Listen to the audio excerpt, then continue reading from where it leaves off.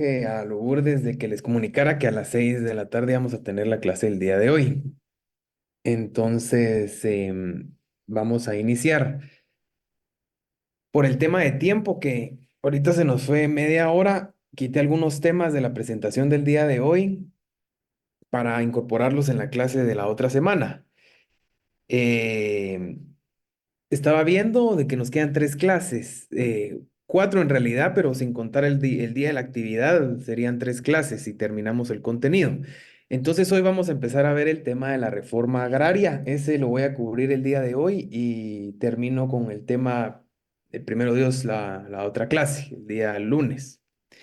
De ahí ya vamos a ver el tema de la legislación y con eso terminamos el tema agrario para iniciar ya la última unidad de su examen final con el tema de derecho ambiental.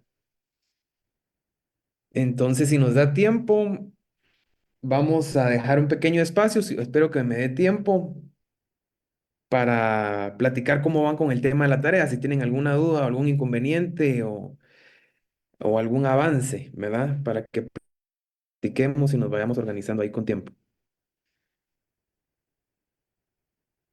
Bueno, ven mi presentación. Sí, licenciado, Sí, sí. licenciado, gracias. Bueno, entonces, en la clase pasada del día lunes platicamos acerca de todas las normas jurídicas que nacieron después de la revolución del 20 de octubre de 1944, que se dio totalmente un cambio a cómo venía manejándose el régimen ubiquista.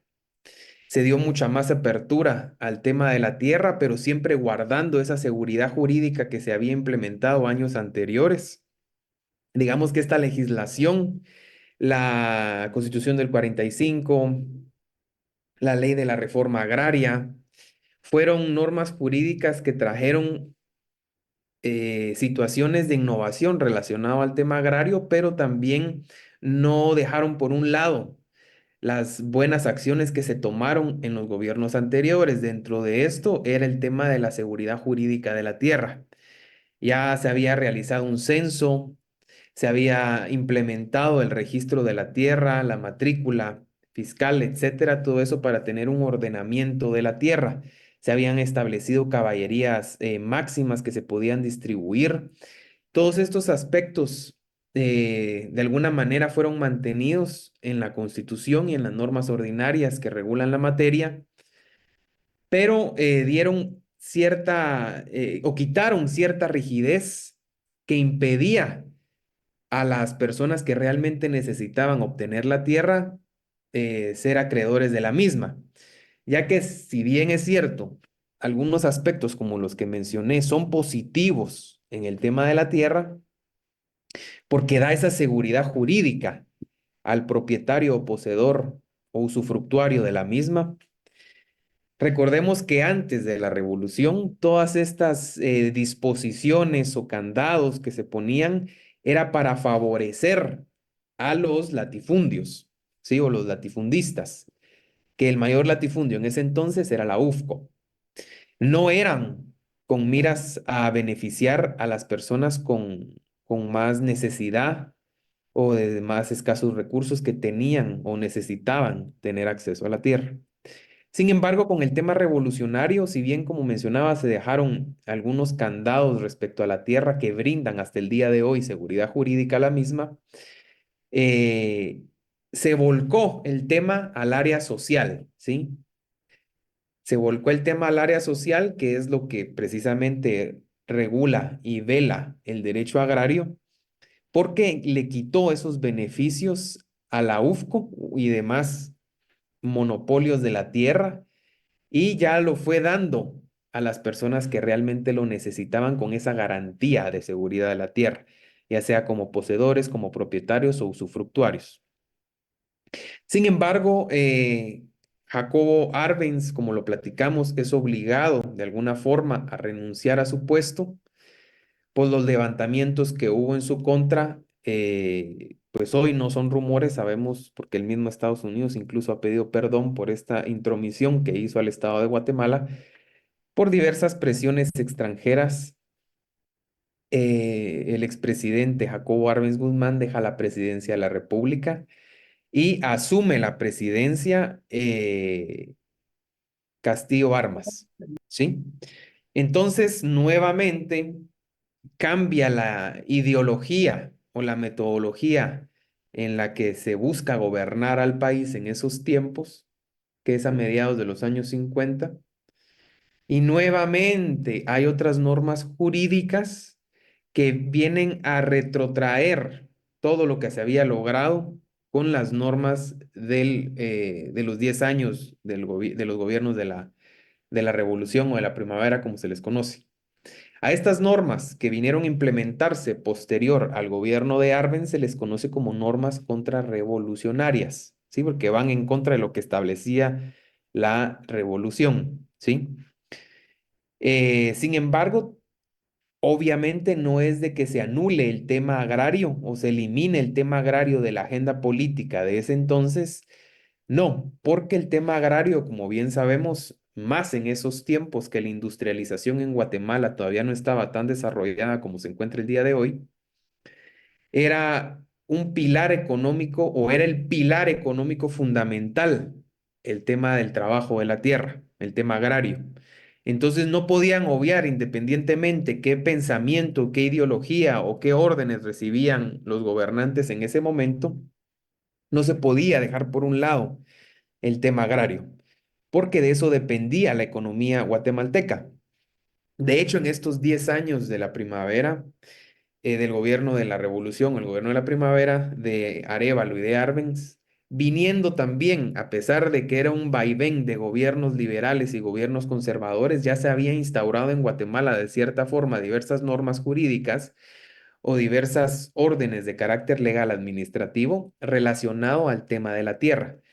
Entonces no se podía obviar este tema porque ya era algo que se había convertido en algo fundamental en Guatemala, tanto en el área social como en el área económica.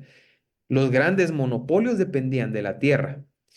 Las personas más necesitadas o medianos empresarios de la tierra también necesitaban de la misma. Era vital esto en Guatemala. Sí, era una actividad primaria, la más esencial. Entonces, independientemente de la ideología que el gobierno trajera consigo, relacionado propiamente al tema agrario, era imposible, a pesar de que, como lo hemos platicado desde el inicio de nuestras clases, es un derecho bastante ideologizado, porque busca el tema social, la justicia social, el bien colectivo, etcétera. Entonces, esos aspectos o esas ideas llegan un poco a reñir con otras ideas, como por ejemplo el tema del capitalismo. Sin embargo, este tema de la tierra hasta el día de hoy sigue siendo tan importante que, a pesar de tener gobiernos de derecha o gobiernos capitalistas, liberales, etcétera, conservadores, no, no importa de qué ideología sea, el tema agrario sigue siendo un tema vital y fundamental, ¿sí? Porque sigue alimentando y sigue produciendo tanto a grandes empresas como a pequeñas y medianas, ¿sí? Y a los agricultores a lo individual, como pequeños agricultores. Entonces es imposible realmente dejar por un lado el tema de la tierra y es por eso de que a pesar de que son normas contrarrevolucionarias, es imposible anular la regulación de la tierra en estos momentos, ¿sí? Pero si bien es cierto, si se le pone nuevamente algunos candados y retrotrae algunas libertades relacionados a la tierra que se habían dado en los gobiernos de los 10 años de Arévalo y de Jacobo Arbenz. Entonces, dicho esto, vamos a empezar a platicar acerca del Estatuto Agrario, que es el decreto 31. Ahí se acuerdan bien y se fijan bien en el tema de los números de decreto. No se van a confundir en el examen. Entonces, platicando del Estatuto Agrario, este vino a cambiar lo que se había establecido en la ley de la reforma agraria, que fue una ley, recordemos que se implementó y empezó a regir en el gobierno, en los gobiernos revolucionarios, precisamente en el gobierno de Jacobo Arbenz, vino a cambiar, ¿sí? Lo que muchos aspectos de lo que la ley de la reforma agraria de ese gobierno anterior establecía, ¿sí?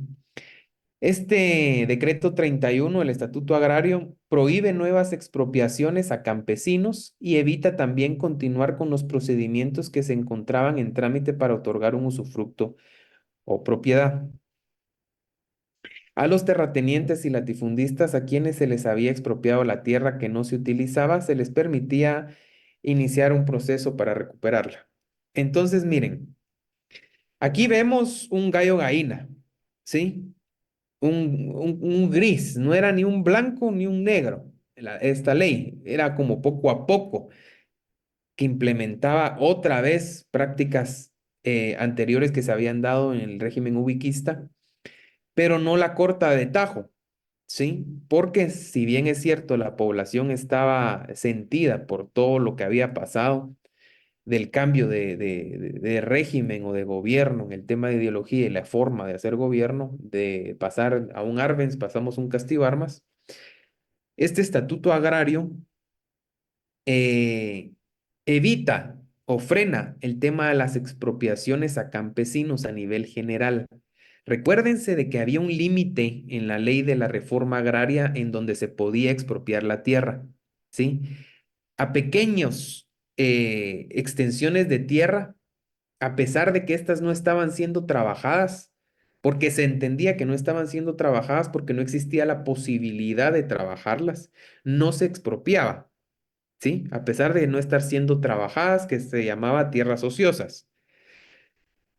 Había un límite, entonces si eran pequeñas extensiones de tierra perteneciendo, teniendo un solo propietario y se determinaba que no se podían trabajar porque no habían las condiciones económicas o no, la persona no sabía cómo trabajar su tierra, esta no era expropiada, ¿sí? Era arriba de cierto número de caballerías en donde la tierra ociosa ya podía ser expropiada, ¿sí? Sin embargo, este estatuto agrario viene a detener esas expropiaciones, ¿sí? Y también pone un freno de los procedimientos que ya se habían iniciado para realizar el tema de usufructo o propiedad de la tierra expropiada, ya.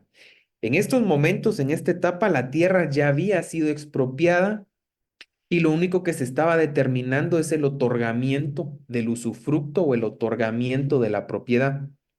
Pero la expropiación ya se había realizado. A pesar de que la expropiación ya se había realizado y únicamente faltaba determinar quién iba a ser el usufructuario o el propietario de la misma, estos procedimientos se detienen y no continúan con este estatuto agrario, ¿sí? Incluso este estatuto agrario permite como una especie de derecho de defensa a todas las personas, en especial obviamente, porque las tierras que más que se expropiaban eran de los grandes latifundistas, permitía que estos tuvieran una especie de derecho de defensa y determinaran que la propiedad era de ellos y no se estaba trabajando por X o Y razón, la recuperaban, se les devolvía y volvían a ser grandes terratenientes y grandes latifundistas, dejando a las personas necesitadas de la tierra para trabajarla sin la misma, ¿sí? Entonces se dieron como tres aspectos en este estatuto agrario que si bien lo trataban de hacer lo más suave posible, sí fue un golpe bastante duro y fue un poco agresivo este decreto respecto a la tierra porque decreta tres cosas importantes. Se detienen las expropiaciones, se detienen los procedimientos de expropiación listos para dar en usufructo y en propiedad, y aunado a ellos, se permite que los terratenientes y latifundistas que se les fue ya expropiada la tierra puedan tener un derecho de defensa y determinar la propiedad de la misma o que el procedimiento no se llevó a cabo de la mejor manera o exponer sus motivos para que esta tierra les fuera devuelta, ¿sí? Obviamente, el gobierno de Arévalo y de Arbenz no desapareció a la UFCO, la debilitó bastante pero no desapareció en su totalidad y obviamente este tipo de acciones lo que buscaban era beneficiar a empresas como esta, que les fue arrebatada la tierra para favorecer a las personas más necesitadas según las consideraciones sociales de ese momento. Sin embargo, no fue la única norma jurídica que se trató o se implementó después de los gobiernos revolucionarios. Otro es el decreto número 57, el decreto 559, en donde se protegía la propiedad latifundista, nada diferente al 31. Las constituciones, aquí hubo en estos periodos dos constituciones, que fue la del 56 y la del 65, en donde en materia de la tierra regularon diversos candados nuevamente que impedían dar la tierra como se tenía contemplado en los gobiernos revolucionarios. Creando casos específicos, aquí ya se ponen estos casos específicos que incluso están vigentes hasta hoy en día, así se maneja hasta hoy en día, ya lo vamos a ver en la ley de expropiación en donde se podía expropiar la tierra. Ya no era un criterio que determinaba el presidente de la República, ya no era un criterio que determinaba el organismo ejecutivo, sino que ya otro tipo de espacios, otro tipo de instituciones con otro tipo de causales o fundamentos mucho más complicados que solo decir, mire, yo no tengo tierra para trabajarla o mi tierra no la he trabajado porque no tengo las condiciones, entonces exprópiese y se daba. No, ya no era tan sencillo como en los gobiernos anteriores, ya vino la misma constitución o las mismas constituciones de esta época, ya vinieron a poner freno a esta situación de la expropiación de una forma un poco libertaria, ¿sí? Entonces, ¿qué es la utilidad colectiva que sea de beneficio social y de interés público? Yo creo que son términos que ustedes ya han escuchado en algún momento.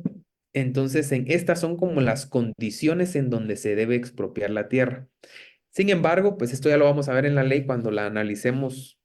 Tristemente, pues por el tiempo, yo tenía planificado dos clases para analizar todas las leyes que les pedí la vez pasada. Ahorita, por el tema que no tuvimos una clase, ¿se recuerdan?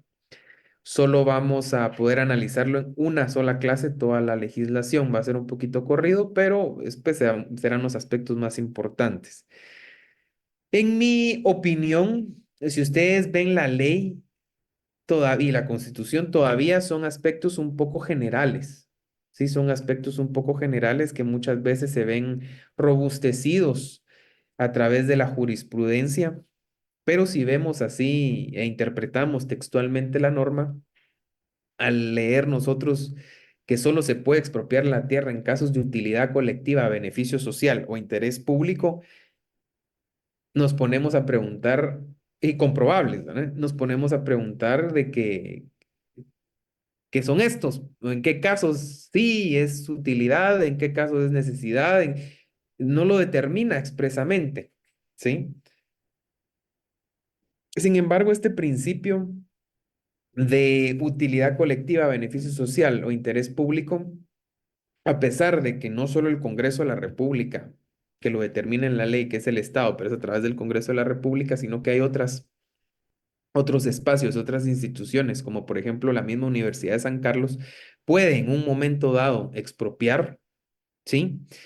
El principio de que sea por utilidad colectiva, beneficio social o interés público permanece, independientemente qué tipo de expropiación sea. Esto permanece hasta el día de hoy y fue instaurado en estas constituciones del 56 y del 50 y del 65. También garantizaban la propiedad privada. Esta propiedad privada, pues ya era una figura que existía, incluso protegía el gobierno de Arbenz a través de sus legislaciones y constituciones, creadas en los gobiernos de la Revolución, Arévalo Arbenz. Ya existía el tema, no quiere decir de que ninguna sea propiedad privada, de hecho por eso se expropiaba, porque era propiedad ya privada de alguien más. Sin embargo, esta figura vino a ser más robustecida y más blindada de lo que se tenía en anteriores constituciones y en anteriores normas ordinarias. También existe la libre, o regula la libre disposición de los bienes. Esto es, si se quieren grabar, si se quieren donar, vender, etcétera. ¿Sí? Se implementan programas de desarrollo agropecuario. A pesar, miren, aquí como yo les decía, a pesar de ser una norma contrarrevolucionaria, no se podía negar la necesidad, ¿ya? Del tema agrario como un pilar económico en el país. No se podía simplemente eliminar y quitar todas las políticas públicas y todas las normas que lo regulaban. Tenía que ser parte de las políticas de gobierno. Entonces se implementan nuevos programas de desarrollo agropecuario y programas de transformación y la reforma agraria para los campesinos, entre otros. Entonces, imponía ciertas restricciones o retrotraía ciertas disposiciones anteriores que beneficiaban al tema agrario de las personas que más lo necesitaban, buscando el interés colectivo, el interés social, pero también mantenía esa política agraria por la necesidad que se había creado de la misma en la economía guatemalteca, ¿sí? Entonces, por un lado restringía, pero por otro lado también defendía. Era una especie de mix, por eso es que yo les decía que era un gris. Todas estas normas contrarrevolucionarias, ni eran blancas ni eran negras, eran grises, ¿sí? Porque por un lado restringía y privaba, por otro lado, incentivaba y protegía en algunos aspectos. Entonces era más o menos, digámoslo así, de las normas que se implementaban en ese momento, pero era esa misma necesidad económica de sustento del país, del tema agrario, ¿sí?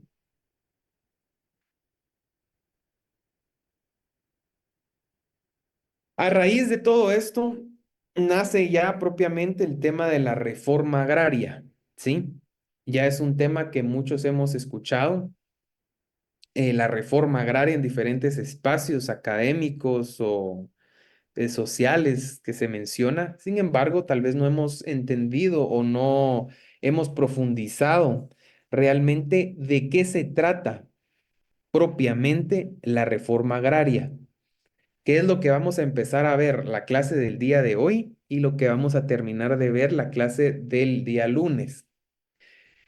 Pero para empezar, ¿qué es? ¿De qué trata la reforma agraria? Y bueno, es que eso se refiere a diversas acciones tomadas como política de Estado o política pública, ¿sí? La reforma agraria es una política de Estado. Es algo que se tiene que implementar en diversas instituciones del Estado. Es una política que no viene solo del Ejecutivo, también tiene que implementarse en los otros organismos del Estado, como el judicial y el organismo legislativo, ¿sí? Porque es una política de Estado, de todo el Estado. Aquí viene inmerso todos los poderes del Estado, los organismos del Estado, ¿sí? Para que se concrete la reforma agraria. Si solo lo impulsa el Ejecutivo y no tiene respaldo de un legislativo y de un judicial, la reforma agraria no va a poder surtir los efectos que se espera, ¿sí? Es por eso que se considera una política pública, una política de Estado, ¿ya? La cual busca modificar el sistema de tenencia de la tierra, buscando mayor equidad en la distribución de la misma, ¿sí? La reforma agraria va en contra de va en contra de la distribución desigual de la tierra, que se beneficie más a unos que a otros. Lo que se busca, atendiendo al principio de justicia social, de igualdad colectiva, es que la distribución de la tierra sea de una forma igualitaria, que la misma opción tenga uno que el otro, que las mismas condiciones, que el mismo apoyo tenga uno que otro. No se le va a dar o se le va a proteger más al gran empresario, al más grande terrateniente, a través de crear políticas, procedimientos, legislación o resoluciones judiciales para beneficiar a uno, pero cuando viene el más pequeño, ah, no, usted no aplica, se resuelve no a favor, etcétera, ¿verdad? No hay leyes, no hay nada, no. Busca a todos por igual. El problema aquí es de que la reforma agraria viene a implementarse y viene a crearse por esa misma desigualdad que existe. ¿Qué quiere decir eso? Que al ya existir desigualdad quiere decir de que hay grandes terratenientes que tienen porciones bastante grandes y extensas de tierra, mientras que hay otras personas que o no tienen tierra o la tienen en malas condiciones y no se les incentiva, no se les educa a trabajar la tierra. No hay incentivos agrarios para estas personas como sí lo hay para los grandes. Entonces no existiera ninguna reforma agraria si no existiera ya esa desigualdad en la sociedad.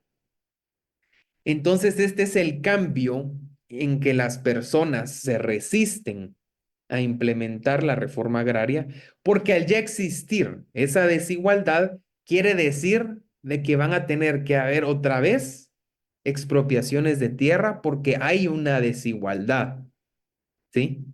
Hay una desigualdad. El censo de 1950, el cual dio camino, dio paso a la creación de la ley de la reforma agraria, eh, fue en base a que se verificó a través de datos certeros, datos estadísticos, de que la mayor cantidad de la tierra era obtenida o era propiedad de los monopolios, no de las personas individuales que eran campesinos que buscaban y tenían necesidad de trabajar la tierra.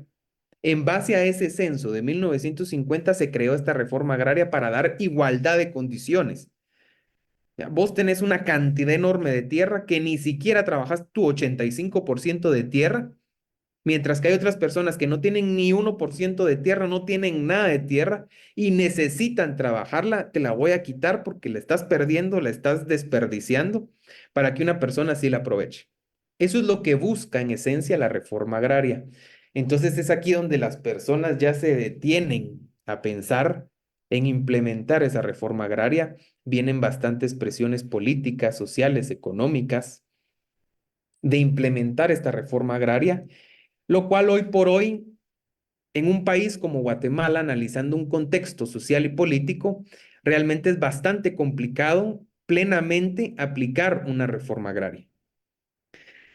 Eh, Caso contrario, como países como Corea del Norte, Cuba, por ejemplo, que llevan cantidad de años con regímenes pues, comunistas, socialistas, que ahí sí la política de distribución de la tierra es diferente.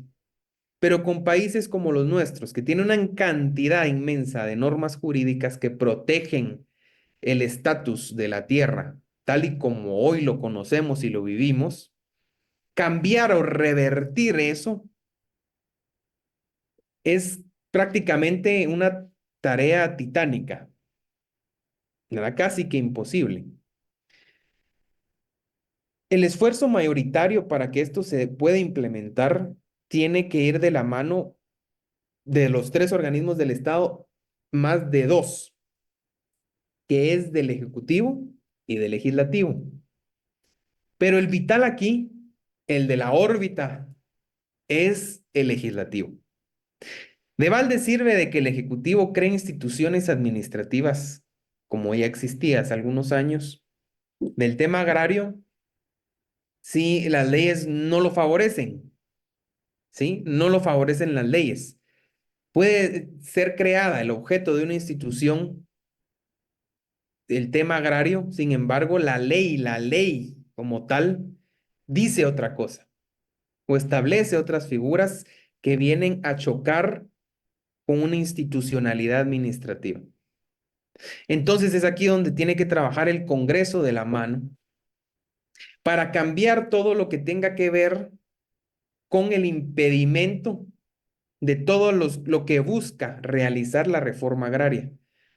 Ustedes les viene a la cabeza un sinfín de normas jurídicas, incluso la misma Constitución Política de la República tendría que ser reformada para que a plenitud pudiera aplicarse en la sociedad la reforma agraria.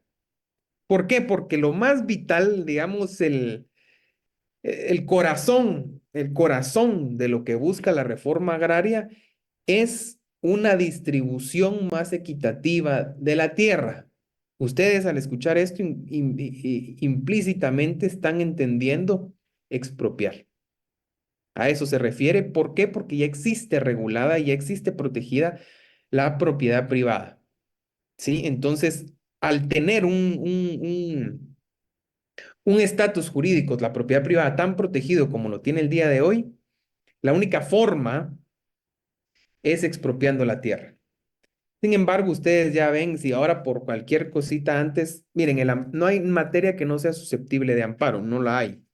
Cualquier situación vemos ahora de que unos años para acá, esto se vio como, el incremento del tema de los amparos después de 1993 con el Serranazo. Antes la Corte de Constitucionalidad no era tomada como el juez final que dictaba la sentencia condenatoria o absolutoria antes de 1993. Después de 1993, que la Corte de Constitucionalidad, por el tema del Serranazo, le puso un alto al expresidente Serrano Elías, ahí el estatus de la Corte, o ya la gente ya empezó a voltear a ver a la Corte de Constitucionalidad. Ahora la Corte de Constitucionalidad es lo último que se llega y es quien decide si sí o si no cualquier tema. Obviamente es tema de carácter constitucional, pero si ustedes se ponen a pensar que no está regulado en nuestra Constitución al ser una Constitución desarrollada, todos los temas de nuestro aspecto político y nuestro aspecto social, nuestro aspecto económico, recaen en la Constitución. Entonces, ¿quién tiene la última palabra? La Constitución, la Corte de Constitucionalidad. ¿Sí? Hemos visto que la Corte de Constitucionalidad le ha enmendado la plana al presidente de la República, le ha enmendado la plana al Congreso de la República, le ha enmendado la plana a la Corte Suprema de Justicia, le ha enmendado la plana a la Universidad de San Carlos. Recientemente lo vimos. Se otorgó un amparo, aunque esto no fue en la Corte de Constitucionalidad. Si hubiera llegado a la Corte, también son temas que le competen a la Corte. Sin embargo, hay competencias en el tema de la interposición de la acción de amparo. Pero también le han enmendado la plana a otras instituciones e incluso autónomas del país. Entonces, la última decisión la tiene la Corte de Constitucionalidad. Ya vemos ahorita con el tema de las comisiones de postulación, la cantidad de amparos que se han presentado, eh, con el tema de la integración de la nómina para candidatos, en especial, en específico el tema de salas. Entonces, imagínense ustedes si se quiere implementar el tema de la reforma agraria, ¿qué diría la Corte de Constitucionalidad? Es por eso importantísimo que altas cortes, las más altas cortes, que es la Corte Suprema de Justicia y la Corte de Constitucionalidad, tengan un equilibrio jurídico, ¿sí? Que estén conformadas. De hecho, eso se buscó con esta nómina para la Corte Suprema de Justicia, que fueron enviadas 26 personas a la nómina al Congreso de la República, 13 de la carrera judicial, magistrados y jueces, y otros 13 abogados de libre ejercicio de la profesión, porque se busca un equilibrio entre esos 13 finalistas, digamos, que van a ser electos para la Corte Suprema de Justicia.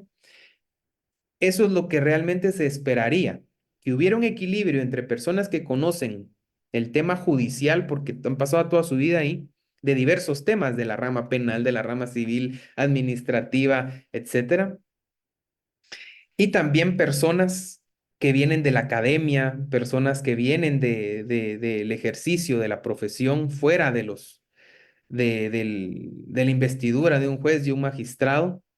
Entonces crea un equilibrio en las decisiones de la Corte, crea un debate, genera ese debate. Lo mismo viene a pasar o debería de pasar en la Corte de Constitucionalidad. Es por eso que los magistrados de la más alta Corte en materia constitucional como es la CC, los magistrados son electos no por el Congreso de la República, no son designados por el presidente de la República, no son designados por la Corte Suprema, no, son designados, o sea, son 5 representantes, bueno, son 10 entre titulares y suplentes, pero son 5 representantes de diferentes instituciones y áreas del Estado. ¿Quién me dice quiénes son los que designan magistrados de la Corte de Constitucionalidad? Son 5. ¿Quién me lo dice rapidito?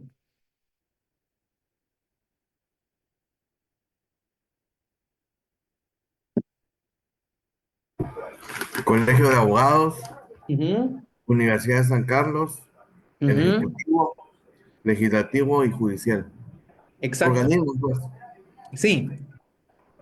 Entonces son 5. Están los 3 organismos del Estado, ¿verdad? La Corte Suprema de Justicia como el organismo judicial, el Congreso de la República como el organismo legislativo, el presidente de la República como organismo ejecutivo, la Universidad de San Carlos como única universidad pública y ente autónomo del país de educación superior y también el Colegio de Abogados y Notarios. Esto no es casualidad porque esta corte busca integrar un equilibrio profesional para tomar las mejores decisiones de conducción constitucional del país. ¿Ya? El organismo legislativo aporta el tema político, ¿sí? El organismo judicial, pues todo el tema de la carrera judicial, todo el tema judicial, porque en teoría tiene que ser, o esperaría uno, no exactamente ese es el requisito, pero esperaría uno que la Corte Suprema de Justicia postulara a alguien que ha tenido experiencia en la carrera judicial, entonces aporta el tema judicial. El organismo ejecutivo, el tema técnico, ¿sí? El, la Universidad de San Carlos, el tema académico. Y el Colegio de Abogados aportaría un representante con el tema profesional. Entonces cubre todos los aspectos de un profesional del derecho, ¿sí? Busca ese equilibrio en la corte. Esa es la idea, ¿verdad? Esa es la idea. Entonces, imagínense, llega el tema de la reforma agraria a discusión de la corte a través de una opinión consultiva, a través de una inconstitucionalidad, a través de un amparo, cuando si es que se buscara implementar la reforma agraria, aquí es donde entra a jugar el papel importante la Corte de Constitucionalidad, ¿sí? Presenta sus argumentos el magistrado en la discusión del otorgamiento o denegatoria del amparo en el tema de la inconstitucionalidad o en la opinión consultiva que se le busque dar, independientemente cuál sea la que suponiendo se llega a presentar en caso de querer implementar una reforma agraria, cada uno de estos tiene que aportar o debería de aportar su conocimiento profesional desde su experiencia, ¿ya? Para tomar la mejor decisión del país. Sin embargo, es un poco complicado, realmente es un poco complicado, es un camino largo que tiene que tomar la reforma agraria para si algún día se busca implementar plenamente, terminando siempre en la Corte de Constitucionalidad, ténganlo por seguro porque a los grupos que más les afectaría esta reforma agraria, que son los grandes empresarios, tengan por seguro que no se quedarían con los brazos cruzados y interpondrían algún amparo, inconstitucionalidad, etcétera, ¿verdad? Entonces, para implementar la reforma agraria también se necesitan principios y normas jurídicas que regulen dicha actividad, la cual lograría alcanzar un fin determinado, siendo este un cambio económico y social del país. Lo que busca la reforma agraria a través de esta distribución equitativa de la tierra, implementación de diversas políticas públicas, es que exista un desarrollo, una mejora económica y social en el país. Eso es lo que busca. Sin embargo, obviamente hay diversos criterios en donde dice de que esto en lugar de venir a beneficiar la economía del país y el tema social, va a venir a hacer lo contrario, ¿sí? Porque defienden el sistema capitalista con sus argumentos. Las personas que defienden el tema agrario o el tema de la reforma agraria propiamente defienden su ideología y sus argumentos. Es por eso que Aplicar esta reforma agraria es un tema no solo político, no solo legal, sino también ideológico. Ahí es donde cae el tema ideológico para poderla implementar. Es una reestructuración de la propiedad de la tierra buscando un fin de justicia social e igualdad colectiva. Eso es en sí lo que busca la reforma agraria y ya les platiqué un poquito de cómo sería si se buscara implementar en Guatemala, propiamente viendo cómo está nuestra realidad jurídica, política y social. Algunos principios auxiliares y postulados de la reforma agraria. Ay, creo que no me va a dar tiempo de lo de la tarea, pero vamos a ver. Algunos principios auxiliares y postulados de la reforma agraria son los siguientes. La redistribución de la tierra es un acto que debe acompañarse de asistencia técnica, educativa y crediticia.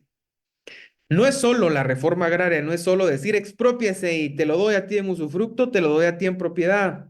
¿Ya? No, no, no, no es así. Tiene que ir acompañado de otros aspectos, de otras herramientas que van en conjunto con esta acción legal de la tierra. Dentro de esto es educar a los campesinos, a las personas que trabajan el tema agrario, cómo deben de hacerlo, cómo pueden hacerlo y acerca de la innovación que hay relacionado al trabajo de la tierra, ¿sí? Apoyo técnico también. Hemos visto programas que esto los desarrolla el MAGA, donde se le da semillas a las personas para que puedan cultivar. Y también apoyos crediticios, porque no solo se le da la tierra, es así como en Nemo, ¿verdad? Yo creo que todos vimos la película de Nemo, donde luchan y luchan los pececitos por escapar, y cuando al fin escapan, se quedan flotando así como, ¿y ahora qué? ¿Ya qué hacemos? Lo mismo es, ¿va? Todo el trabajo de la tierra que luchamos por la reforma agraria, por la igualdad social, etcétera, etcétera, etcétera, se aplica, va, se aplica. Te doy la tierra. Bueno, ¿y ahora qué? ¿Ya tengo la tierra y ahora? No. Entonces también se necesita inversión a la tierra, ¿sí? A través de créditos. Ustedes saben, porque lo vimos en la clase pasada, que se había creado un banco, ¿sí?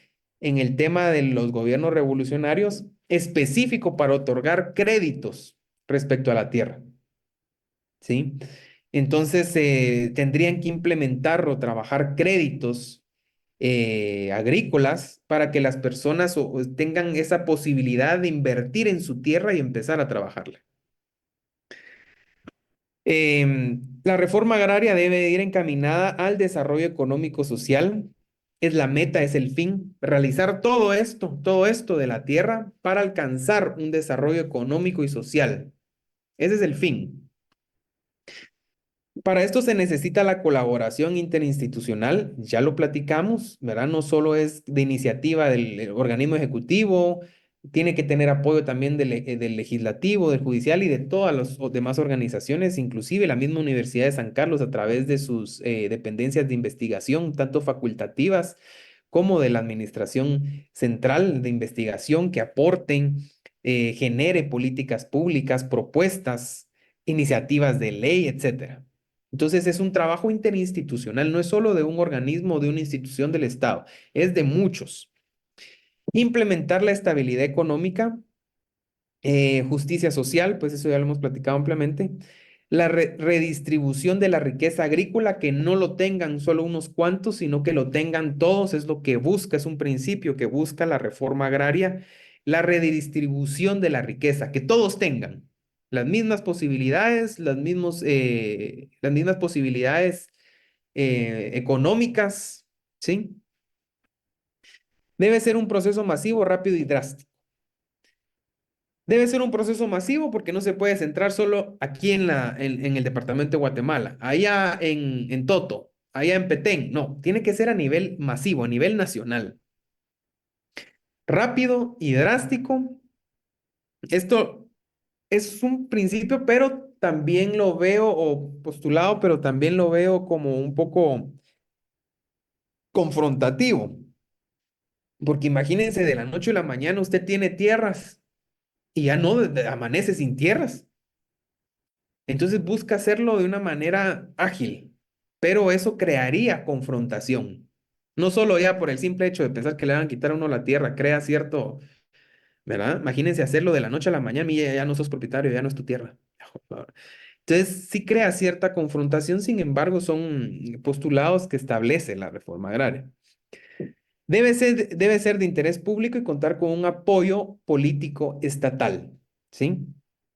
Debe ser a favor de la colectividad y obviamente debe de contar o respaldarse con políticas públicas y con voluntad política. Sin voluntad política no se puede implementar la reforma agraria. Es de alto costo, bastante alto costo, porque busca pagar o indemnizar a las personas que se les quita la tierra por la misma. El problema aquí es que no se les paga o no se les pagaría, o esa es la idea de la reforma agraria, que no se les pagaría lo que realmente tiene o cuesta la tierra, ¿sí? Es de un alto costo porque, y no crean que es de ahorita, no, eso es de antes, siempre se ha indemnizado cuando se expropia. No es de que te quité la tierra, ya no es tuya, lo siento mucho, mira qué haces, no. Siempre se ha indemnizado, siempre. Entonces, ¿pero quién indemniza? Es el Estado. Imagínense el costo que generaría al Estado pagar todas las tierras, aunque sea de un costo lo más mínimo que se pueda. Imagínense ese costo que generaría para el Estado pagar todas las tierras que se expropiaron. Serían miles de millones. Y aquí es donde viene otro problema. El Estado no tiene la capacidad de esto, no la tiene, ni la va a tener, porque cada vez el presupuesto anual de ingresos y egresos es el presupuesto más grande de la historia. Cada año es el presupuesto más grande de la historia. Eso es de ley.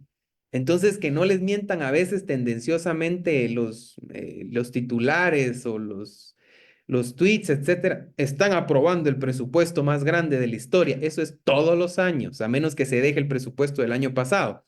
Pero igual siempre se busca una ampliación presupuestaria más adelante. Entonces, al final de cuentas, siempre termina siendo, no importa el gobierno, siempre termina siendo el presupuesto más grande de toda la historia. ¿Sí? Porque obviamente la situación económica cada vez va empeorando, cada vez vamos creciendo, el Estado se va haciendo más grande y lo triste de todo esto es que gran cantidad del presupuesto se va en funcionamiento, no en inversión. La mayoría del presupuesto se va en funcionamiento, no en inversión. Y en demás obligaciones que tiene que cumplir el Estado. Entonces, imagínense la cantidad tiene que cumplir con la función de pagar salarios, indemnizar,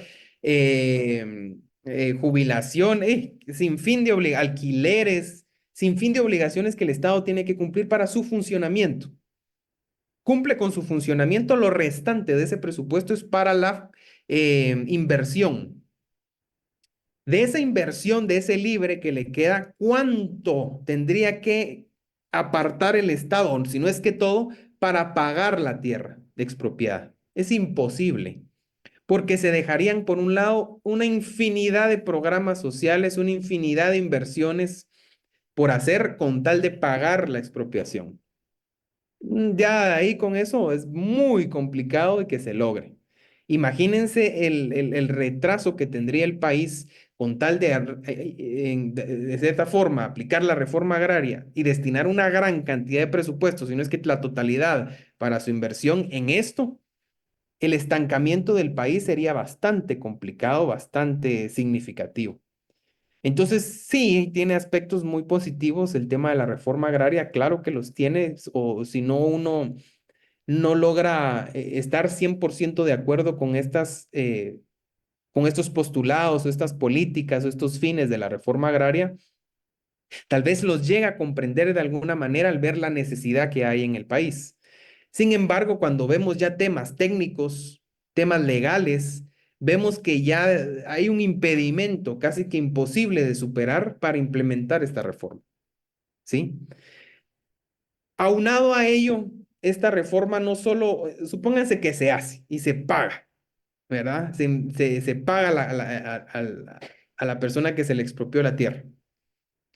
Ni siquiera se le pagaría lo justo. Ni siquiera se le pagaría lo justo porque se trataría de pagar lo mínimo posible, no lo que realmente cuesta la tierra. ¿Por qué? Porque es el Estado quien la paga. Entonces se buscaría pagar lo menos posible, ¿sí? Aquí viene otro problema. No me están pagando lo mismo, no voy a ceder, ya se imaginan. Y también va de la mano con el tema de las aguas. Este es un tema que vamos a ver tal vez un poquito más ampliamente en el tema ambiental, pero va de la mano con el tema agrario y de la tierra, porque también es un tema que tiene complicaciones en Guatemala como no tienen ustedes idea. Somos el único, así de vergüenza, somos el único país de Centroamérica, ni siquiera es de Centroamérica, que no tiene una ley de aguas. No tenemos ley de aguas y viene desde hace décadas. Diversas iniciativas de ley que han sido archivadas, han sido discutidas y se les ha dado dictamen desfavorable en las comisiones de trabajo del Congreso de la República. No pasan al pleno, están estancadas. Guatemala es el único país de Centroamérica, que no tiene ley de aguas. No tiene ley de aguas. Esto crea una gran laguna jurídica donde da la oportunidad a las personas para que desvíen ríos, ¿ya? Maten ríos, contaminen ríos, no se utilice de manera adecuada el recurso hídrico, sin fin, ¿ya? Entonces, estos, independientemente, ya discutimos, hay algunos que son, pues podríamos entenderlos como positivos o si no están de acuerdo ustedes, pueden entender realmente por qué nacen, por qué están aquí como principios y postulados. Hay otros que ya vimos que desde el tema técnico, económico del país y legal, es prácticamente imposible de implementar o de llevar a cabo. Entonces, eso sería el tema de la clase del día de hoy. ¿Tienen alguna duda al respecto?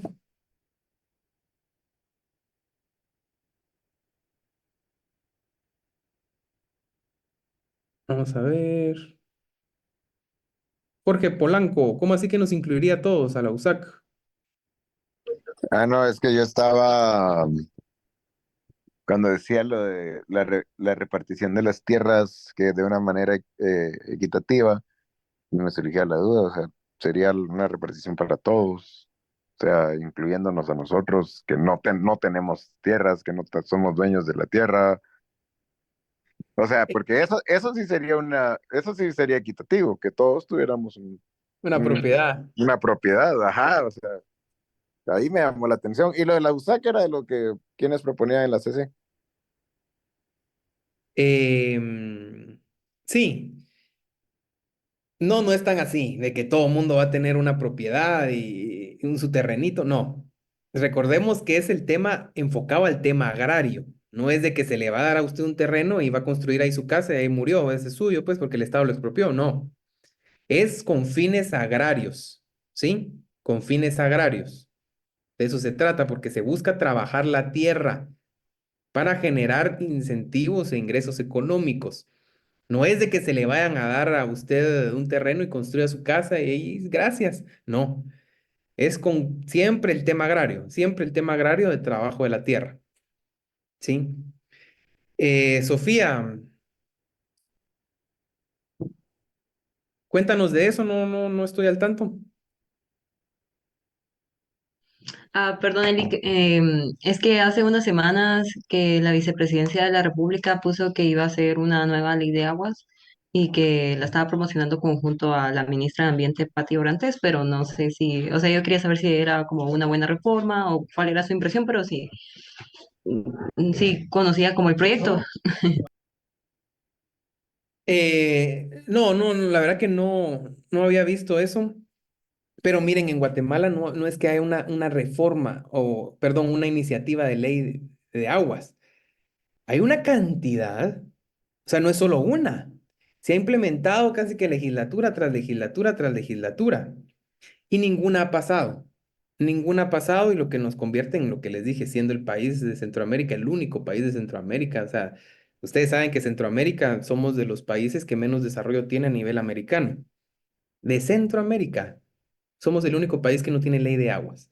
Entonces, esto siempre se dice en cada gobierno, los diputados, no sé si es, me imagino por tema político que la presentan, pero nunca pasan.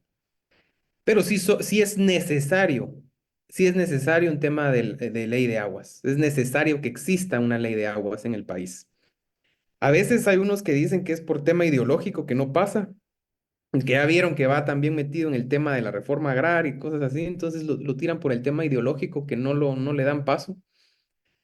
Pero aquí es donde tenemos que quitarnos esa venda de los ojos, porque no es un tema ideológico, ¿ya? No es solo un tema ideológico, esta ley de aguas es una necesidad que existe de creación de esta ley.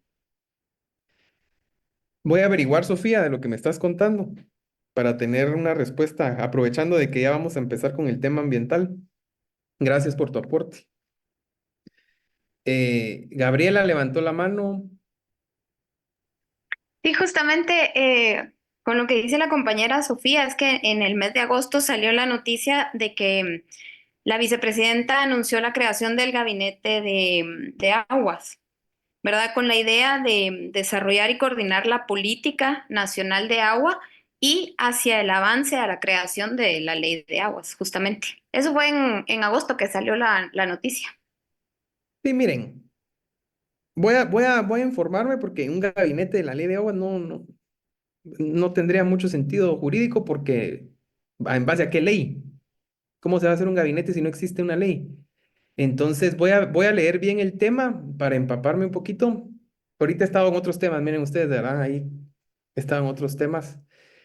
Eh, pero ha de ser alguna mesa técnica. Miren, el organismo ejecutivo o a través de la Vicepresidencia de la República, imagino que lo que busca es desde el tema administrativo y técnico, ya que no existe una ley de aguas. Imagino que lo que busca es no quedarse con brazos cruzados y decir, bueno, esperemos a la ley de aguas. No, lo que busca es empezar a trabajar desde sus posibilidades y desde su marco jurídico, ¿sí?